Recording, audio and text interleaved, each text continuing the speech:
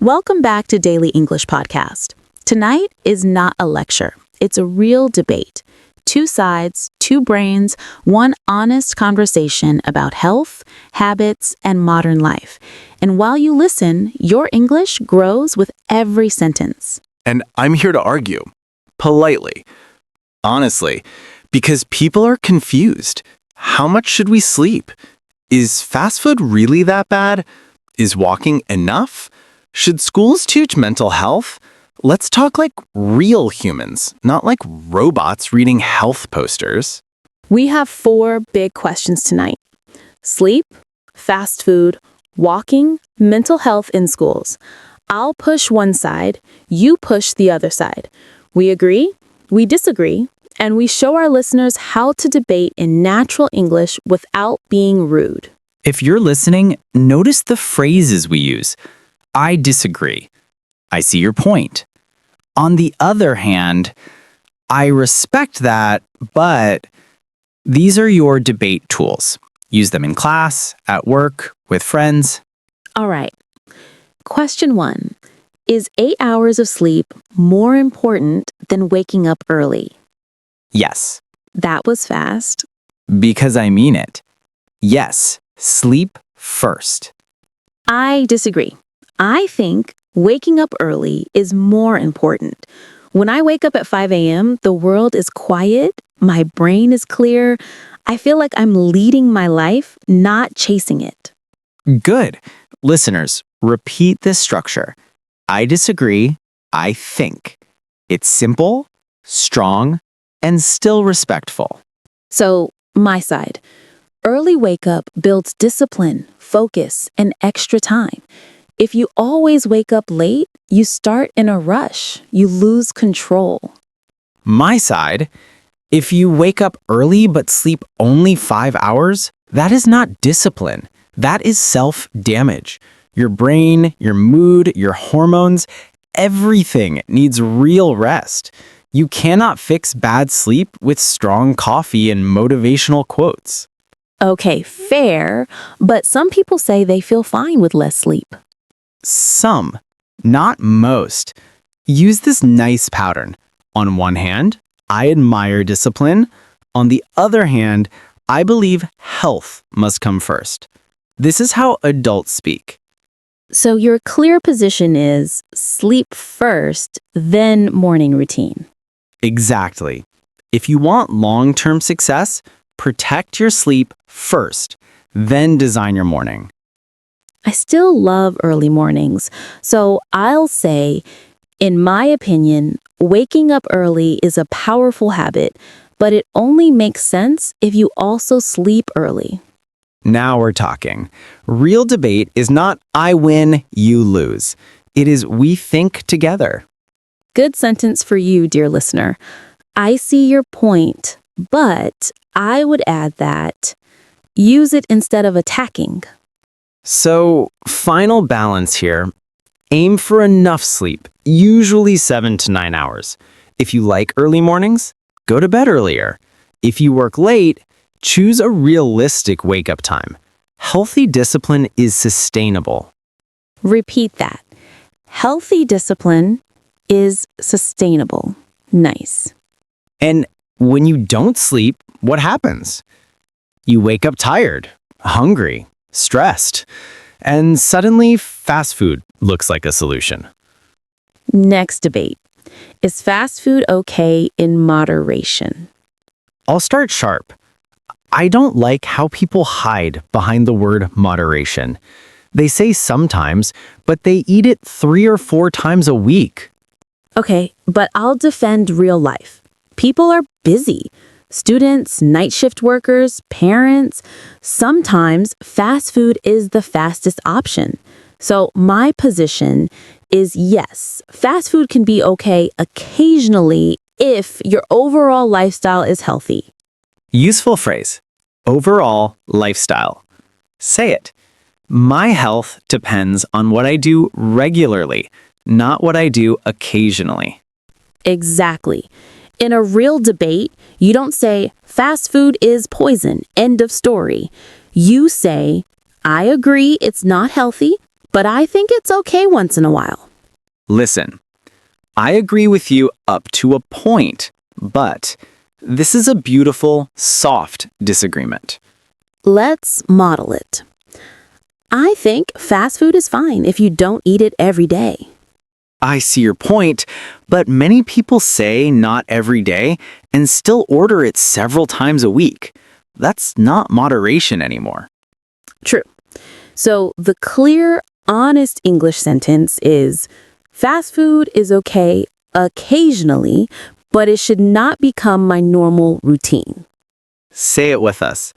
Fast food is okay occasionally, but it should not become my normal routine. Better, balanced, grown up. Here's a golden sentence for you. My health depends on what I do regularly, not what I do occasionally. If that's your mindset, your English sounds smart and your life becomes healthier. And if you eat, you should move. Let's argue about walking. Question 3.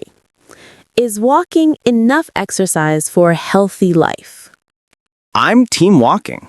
For many people, yes. It's simple, free, low impact. If someone walks 30 minutes most days, that's already powerful. I'm team walking plus a little more. I think only slow walking for 5 minutes is not enough. We need some strength, some faster heartbeats. Fair. Let's teach some words inside this talk.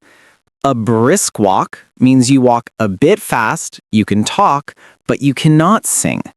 Sedentary means you sit too much. Active lifestyle means you move regularly. So I say, walking is a great foundation, but we should build on it. Great structure. A is a great start, but B makes it better. Use this in many topics. Many debate. In my opinion, walking can be enough for many people. It's easy to keep as a habit. I agree. Walking is a great start, but to stay strong and prevent injuries, adding simple strength exercises is even better. We are not killing motivation. We are upgrading it. So, real life answer is regular brisk walking can be enough for many people, especially if they add small strength or stretching exercises. The real problem is not walking.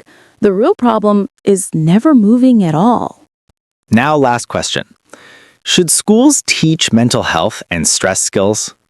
I'm careful. I say yes, but with conditions. Teachers are already busy. Not all schools have counselors. I'm clear. I say yes.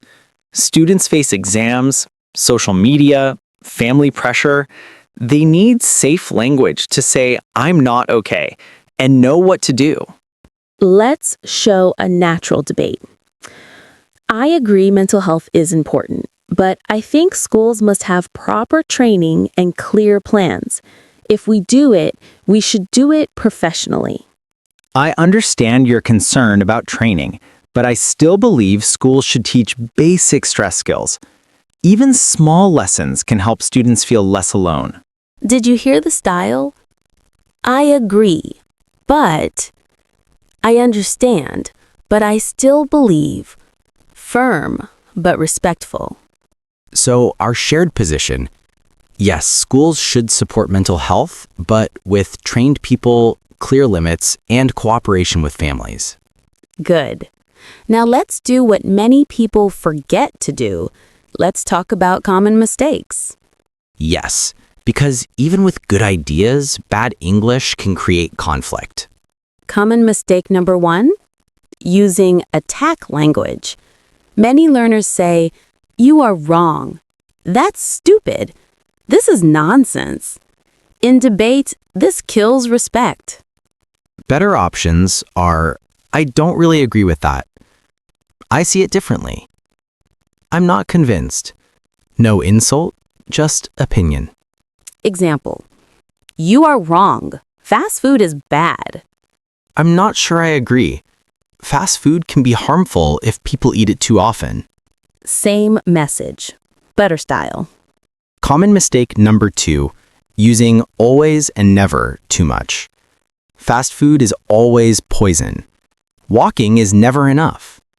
Schools must never talk about feelings. Too extreme. Better, often, usually, in many cases, for some people. More true, more intelligent. Common mistake number 3, grammar with opinions. They say, I am agree. Correct is, I agree. They say, I am not agree. Correct is, I don't agree or I disagree. Let's model. I am agree. Walking is good. I agree, walking is good. I am not agree. I don't agree or I disagree. Common mistake number 4, going too direct with health. You are fat. You sleep late, very bad person. It sounds rude. More polite, I'm a bit worried about your health. Maybe we can find a better routine. Have you thought about sleeping earlier? This is how you keep relationships and still tell the truth. Now, quick vocabulary review before we close. No bullets, just us talking. Let's check a few key words from tonight. Can you help explain them simply? Of course. First word, moderation. Many listeners hear it, but don't feel it. Moderation means not too much, not too often. Example, I eat dessert in moderation. Synonyms are balance, control. Not every day, not zero, just smart. Nice. Next, sustainable. Sustainable means you can continue it for a long time. Example, sleeping 5 hours is not sustainable. It's about habits you can live with, not only for 1 week. Sedentary. Sedentary means sitting most of the time, not moving enough. Example, an office job can make you sedentary if you don't exercise. Coping skills. Coping skills are healthy ways to handle stress or problems. Breathing, talking to someone, going for a walk, writing in a journal. Not shouting at people, not hurting yourself. On the other hand, This is a classic debate phrase. You use it to show the opposite view. I like fast food. On the other hand, I know it's unhealthy. It makes you sound balanced. last one, overall lifestyle. Overall lifestyle means the full picture of how you live. Sleep, food, exercise, stress, habits. One meal, one night, one walk does not define you. Your pattern does. So if our listeners put these words into real sentences, they sound more confident, more adult, more international. Exactly. And they can join real conversations about health without feeling small. Before we close, let's repeat a few powerful lines together. In my opinion, health is about consistent habits, not perfect days. I see your point, but I think sleep should be our first priority. Fast food is okay occasionally, but it should not be my normal routine. Walking is a great foundation, and I can build on it. I strongly believe schools should teach basic mental health and stress skills. I respect your opinion. However, I'm worried about the long-term effect. That's real debate English. Clear, kind, strong.